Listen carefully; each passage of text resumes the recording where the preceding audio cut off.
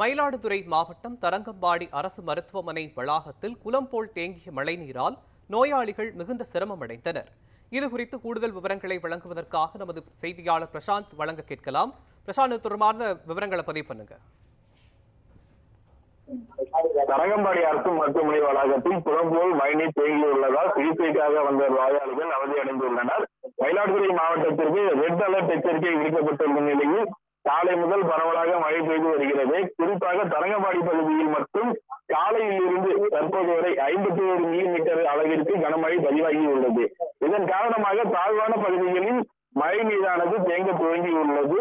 மேலும் காலை முதல் பெய்து வரும் கனமழை காரணமாக தரங்கம்பாடி அரசு மருத்துவமனை வளாகத்தில் குளம் போல் மழைநீர் தேங்கியுள்ளது. இதன் காரணமாக சிகிச்சை பெற வந்த வெளி நோயாளிகள் மற்றும் மருத்துவமனை ஊழியர்கள், மருத்துவர்கள் என அனைவரும் மருத்துவமனை உள்ளே செல்ல முடியாத நிலை ஏற்பட்டுள்ளது. இதனால் நோயாளிகள் பெரும் அவதிக்கு உள்ளாகியுள்ளனர். மேலும் பேரூராட்சி நிர்வாகம் மருத்துவமனை முன்பு உள்ள மழைநீரை உடனடியாக அகற்ற வேண்டும் என பொதுமக்கள் கோரிக்கை விடுத்துள்ளனர். தொடர்ந்து மழைநீர் தேங்காதவாறு அரசு மருத்துவமனை வளாகத்தை சீரமைக்க வேண்டும் எனவும் வேண்டுகோள் விடுத்துள்ளனர். விவரங்களுக்கு நன்றி அருண் பிரசாத்.